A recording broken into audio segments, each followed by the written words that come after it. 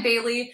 You might know me as Well-Read PhD on Instagram, or you might not know me at all, which is honestly more understandable because I'm kind of a rando. What I'm running into on Bookstagram is that, one, I don't really have a niche. I am not a hardcore stan of anything full-throatedly, if that makes sense. Like, I'm not an Emily Henry girl. I'm not a hockey romance girl. I have not read ACOTAR. And I don't think my approach to reading really fits in with the sort of fonts of Bookstagram.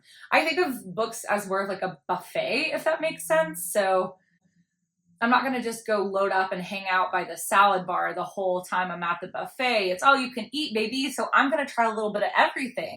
And the second thing is that I'm sorry, I love to yap. I love to talk, especially when we're talking about books. Like, I have so many opinions. I have so many thoughts. I am an honest and unfiltered reviewer. And I feel like a lot of the times on Bookstagram, one, not only do I feel pressured to take like a fancy picture of like a book on a scenic background, like that to me is not a book review. That's just posting a picture of a book. I digress. The like 4 pixels that Mark Zuckerberg gives me on Instagram to talk about a book is not enough space for me to offer really sort of nuanced and thoughtful critique and just general review of what I've actually read. Trying to like condense all the bajillions of thoughts in my brain down to this tiny little Instagram square. And so I think that this hopefully will be an avenue for me to just sort of hop on, be chill, grab my little Pebby Ice Dr. Pepper in the busted ass Walmart cup that I dropped on the floor. I envision this for you to just sort of like turn on in the background and listen to while you're coding or cleaning or folding laundry or working on a craft project. I just see this as like a super informal catch up with your friend who just like won't shut up about books. Like, I do not need your full attention. I am just going to tell you my thoughts about books. I only read about 3 books this week. Normally I read about 4 to 6, but it was sort of a busier week with my birthday. We went to Florida for my birthday, so a lot of like playing catch up and doing things before we left, not a lot of like leisure time. The first book I read and loved was a debut novel that just came out, I think a couple of weeks ago, called Women and Children First by Alina Grabowski. This is, wow, literally a 5-star read. I thought it was so summery, so good, so moody and atmospheric, but in a very like not over cliched way. So each chapter follows a different woman in the small town of Nashquinton, Massachusetts, which I think is on Cape Cod, might not be on Cape Cod, definitely a seaside Massachusetts small town. And it follows 10 different women in this small town after a local tragedy happens. I'm not going to tell you what exactly happens. I'm just going to tell you tragedy strikes and it befalls a person. And each of these women are somehow connected to that person that tragedy befell. Every chapter builds different layers of information and suspense. So some of these people are recalling things that happened before the tragedy occurred. Some of these people are reacting or feeling the aftershocks at various different times after or during the tragedy. And so it's just really, it's like a literary puzzle. It's almost like everyone is so intricately woven together, and all of their stories are sort of overlapping, but in a really oblique and indirect way. So like you as the reader have to sort of piece together how all of these women might know each other or be connected through different like degrees of separation, what they might know about the tragedy that happened, and yeah, just how they're all dealing with it. Each of the women have such distinct personalities and perspectives that it really works in a way that I wasn't really expecting it to. You have like a bartender at a local dive bar. You have a track star at the high school. You have a mom who is recently single and now trying to hop on dating apps in like her 40s and trying to navigate all of that. So everyone has these really unique perspectives, and you're never like quite sure how the stories interconnect until you have read them all. They could all be read alone as short stories, but by the time you get to the end, it's just like it's like a game of mental Tetris of trying to figure out how all of these stories overlap. And I found it really, really compelling. Okay, I could, one, live in this world for another 300 pages. Two, I could just go back to the beginning and start reading this all over again. I think the only time I've ever done that, aside from this book, was the 7.5 deaths of 7.5? No, 7 deaths? Do you remember in like 2018, 2019, when like every book was called the number of nouns of some obscure name and then noun as a last name? Like the Evelyn Hugo one, and then it's like there were just all of these, what was it called? The 7 Deaths of Evelyn Hardcastle was the only other one that after I finished it, I was like, whoa, let's do that again, baby, and turned back and like almost immediately reread it, trying to piece together what the hell was going on. But I think this is like a subtler, less spooky version of that. I just can't recommend it enough. I was blown away that this was a debut because it has such attention to detail, such great character work. The dialogue, my pet peeve in literature is when authors write younger characters and they like don't nail the balance of angst and believability of a younger character, where they're like, do you want to go play Fortnite? Really weird like juxtaposition of like what you think a young person sounds like. And I don't think this author did that at all. I think she did her younger characters so much justice, and just a lot of empathy and a lot of really great writing in this book. It was like lush, it was atmospheric, it was descriptive. There were all of these really poignant observations about growing up and class and sexuality and independence and grief. And I thought, dang, it was just a really, really beautiful book. I think I would recommend this if you like any of Elizabeth Strout's books. I only ever read Olive Kitteridge by her, but it seems very reminiscent of that sort of like small, insular, New England, Northeastern sort of vibe. Grabowski's prose reminded me a lot of Anne Patchett. I think it's very like understated, very subtle, and very lyrical. It's very like The Dutch House, Tom Lake, Commonwealth. I know this is a strong comp, but I think it reminds me a lot of Barbara Kingsolver, a less naturey Barbara Kingsolver. So if you like the Poisonwood Bible or the Bean Trees or Prodigal Summer, a lot of the earlier Barbara Kingsolver sort of like lyricism, but being able to pack a punch still, like there will be like this beautiful passage and it'll be like, oh God, like, oh, I just got punched in the gut, right? I think Grabowski does that in a way that's really, really effective. And so it was chef's kiss. Honestly, I think I am the target audience for this book. If you like literary fiction that has really great character development, a kind of interesting narrative approach. I don't ever think I've seen this sort of fragmentary, like things surrounding an event that you know has happened, but is never explicitly said. It's very compelling. So I think this sort of takes the seaside town, small town notion that's kind of like Hallmark and cheesy, and really gives it a little more depth, like sort of goes below the surface of that cheesiness. And so that's 100% my shit. So I loved it. 5 stars if that sounds good to you. I recommend you read it.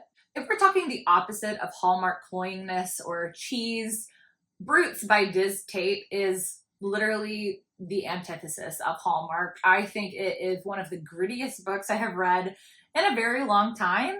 If I had to describe it in 3 words, sun-soaked fever dream, I think would be my choice of words. Diz Tate in an interview describes her writing process like this, and I think this gives you a little bit of an insight into like what she's doing. But she says, I like to feel grimy with dreams still, to keep a residue of illogic close to the page. I also like to drink coffee until I feel somewhat frantic. None of this is healthy or particularly clean, but it works for me. Writing to me should feel a little dirty, embarrassing, and secretive. Yeah, this bitch nailed it. That is exactly what this book feels like. It is crazy. So Brutes is one of those books that's sort of like the no plot, just vibes girly camp, but I do think there is a plot. There is a little more plot. I will say it is 90% vibes, 10% plot. So if that's already not speaking to you, you can just skip to the next book. But if you're like 90% vibes, count me in, then you might be really compelled by this. So the whole structure of it is a girl has gone missing in this central Florida town. So the premise of the book is that this girl has gone missing, and it's narrated by a Greek chorus of, I don't know how else to say it, like Mallrat hoodlum little girls who have been running around. There's also one queer boy in the book. He refers to himself as one of the girls, but they are just a collective. They're just like sort of oozing weird middle school mass, just sort of traipsing their way through parking lots and making observations. Just like weird little bitches. They are crazy. It so perfectly encapsulates the like weirdness of being in middle school, where you're like, oh, I know everything about the older kids, or like how you're being perceived, or like how you fit into part of your friend group, and like trying to do things and thinking that you're gonna be famous, and like just being a general like shithead to everyone around you. This book is like, if you put that and injected it into your veins, it is an IV of like Club Libby Lou, like you're not my real mom kind of like bullshit nonsense that I think is really, really compelling. I thought it was so good. I thought it was weird as hell.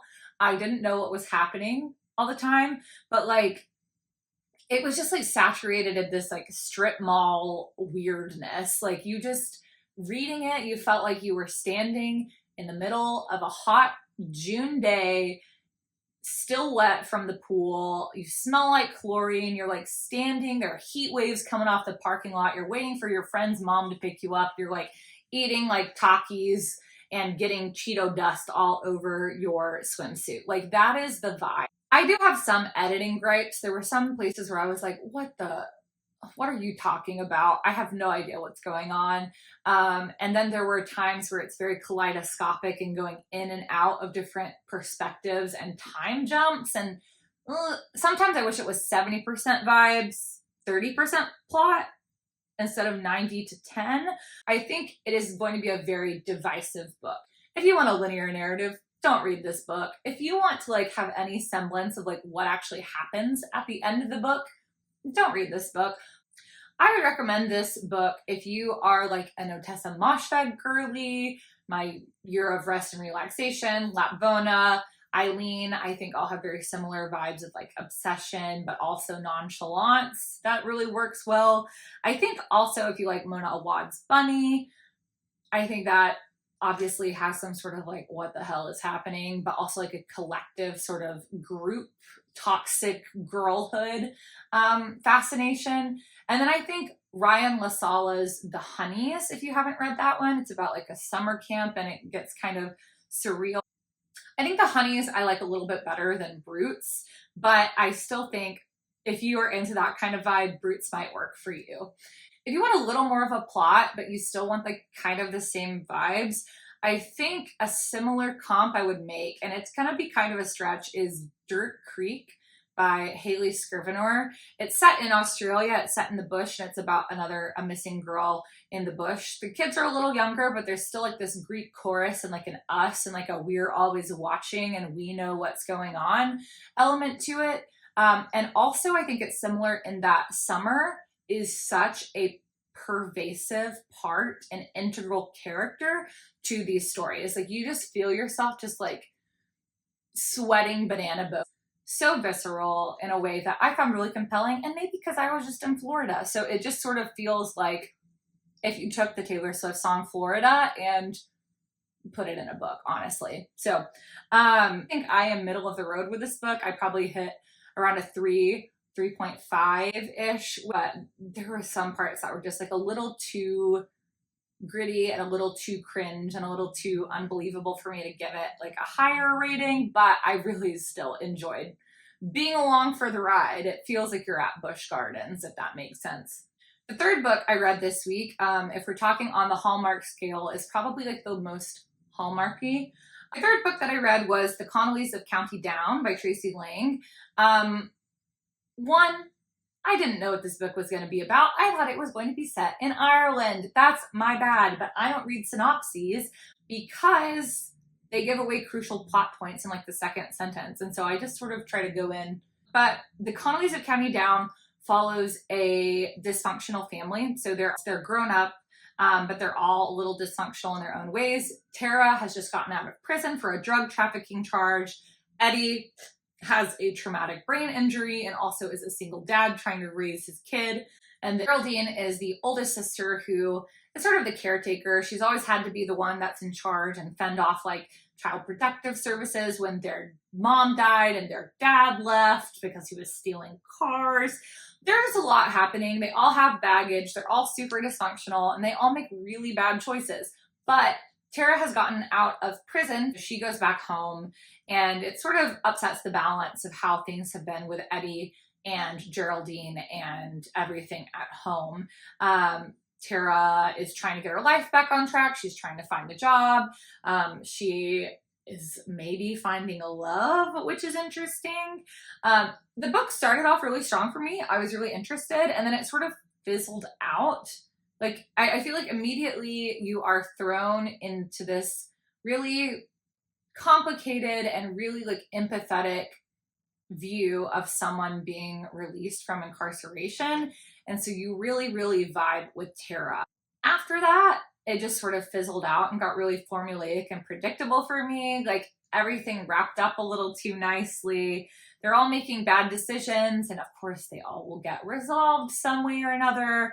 There's like a lot of surface levelness to me. There were a lot of these sort of montage scenes where the author would be like, and then they talked for hours instead of like showing them talking for hours. Or there are like some over allusions to foreshadowing where it would be like, Eddie knew the bad thing that Tara did. And it's like, yes, we know that. Like, it really almost insulted the reader's intelligence that like, okay, you weren't going to be able to follow the story. It wasn't that hard of a story to follow. There's some like really cute romantic scenes, but I found them a little improbable. Like I just did not think that they would happen in real life. I don't think they were realistic. I don't think the timeline of the relationship or like this weird sort of imbalance of power in the relationship, which I'm not going to talk about. You can look into it if you want to. I just didn't believe it. And I thought everything just sort of worked out a little too nicely and a little too Hallmarky for me to fully enjoy this read. If you're into that, I think you would like it. I think it's a fine beach read. I think it's very similar to something like Guilt by Jamie Brenner, if you haven't read that one, or Community Board by Tara Conklin. I think those have similar sort of vibes. If you are looking for themes of like dysfunctional families and coming together and healing and all of that, this would work for you. I think if you wanted a deeper one that had a little better character development, I would go for any of Ethan Joella's books, but also especially A Quiet Life by Ethan Joella, because you will sob the whole way through it. I think that just had a little more depth and texture to it. I think if you are really intrigued by the idea of a plot that is driven by someone reintegrating into society after being incarcerated, skip this one. I think the better one to read is An American Marriage by T.R.E. Jones. I think that deals with the realities of incarceration a lot better and with a racialized dimension that I don't think is talked about in this book at all. And I think that's just straight up the better book and the gold standard for these sorts of narratives. I think if you're wanting for, an exploration of class and how that impacts employment, I think How Not to Drown in a Glass of Water by Angie Cruz is 100 times better. And I think really more fun and funny. There wasn't a lot of comic relief. It's sort of a weird, heartwarming story, but not quite hitting deep enough for you to really get anything other than like an aw. Like, it's pleasant. It's sweet. Whenever I did sorority recruitment in college, we called these bunk words, sweet, nice, cute. It's like, okay, those are great, but like anyone can be sweet or nice. Like that doesn't tell us anything about the person. It doesn't say, oh, that person really cares about X. This book was a bunk word. It was pleasant. It was meh. It was fine. It was good-ish. I wouldn't call it great. I think that if you're looking for a beach read, if you're looking for something surface level, and sometimes people are, I think this fits the bill. But otherwise, I think there are some other ones that I would read instead. I think that's about it. I think I've yapped for long enough. We do this every week, just sitting here chatting. Thanks for hanging out with me. Hopefully you got your laundry done, or your floor swept, or your journal finished, or to-do list written, or whatever you were doing. Yeah, let me know if you have any suggestions or questions or comments or anything. If you have thoughts, I'd love to talk about them. You can drop them here on YouTube, or you can come find me on Instagram at wellreadphd. Either way, I hope you have a great and wonderful rest of your week, and happy reading.